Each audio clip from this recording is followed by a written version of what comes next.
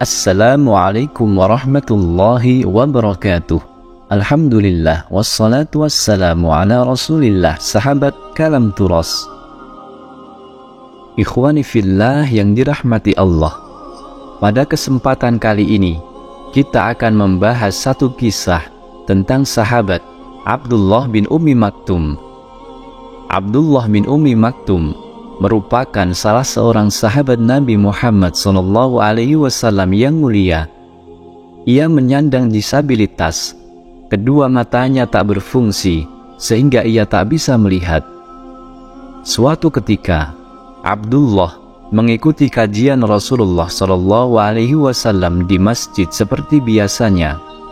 Rasulullah SAW menyampaikan tentang kewajiban setiap muslim yang mendengarkan azan untuk segera menunaikan sholat di masjid.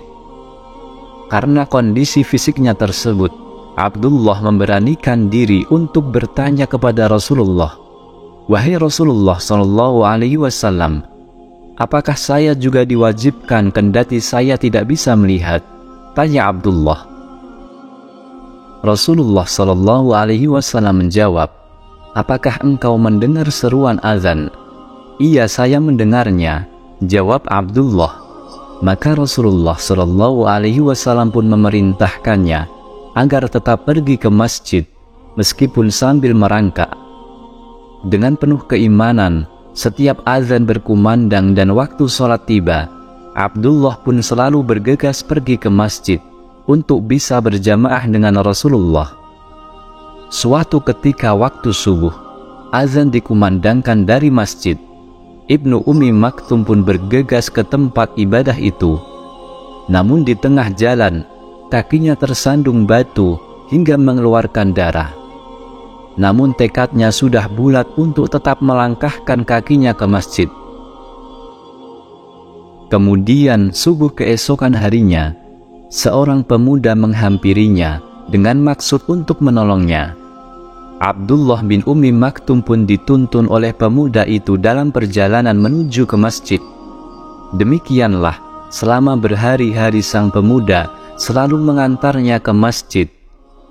Ibnu Ummi Maktum pun ingin sekali membalas kebaikannya. "Wahai saudaraku, siapakah gerangan namamu?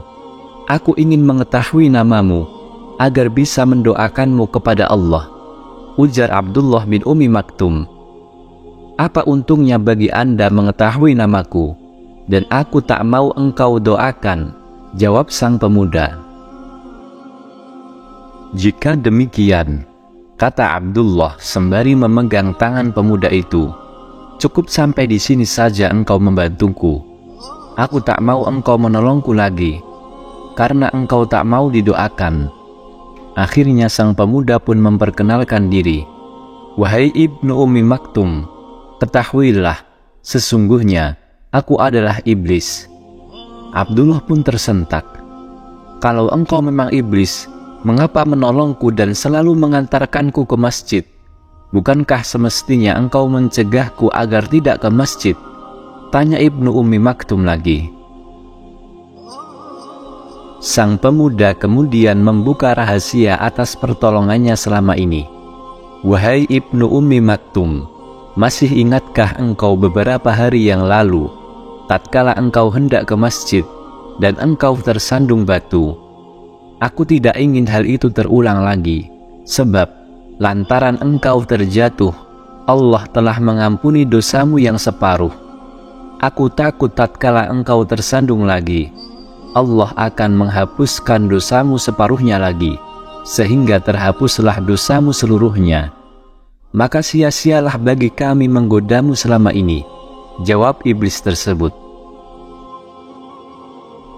Teman-teman sekalian, kisah ini menggambarkan kepada kita bahwa sesungguhnya iblis tak akan pernah berhenti untuk menggoda dan menyesatkan manusia. Dalam hal yang baik pun, iblis selalu berusaha untuk membelokkan orang yang beriman ke arah yang dimurkai Allah Subhanahu wa Ta'ala. Semoga kisah ini bisa bermanfaat. Wallahu a'lam. Wassalamualaikum warahmatullahi wabarakatuh.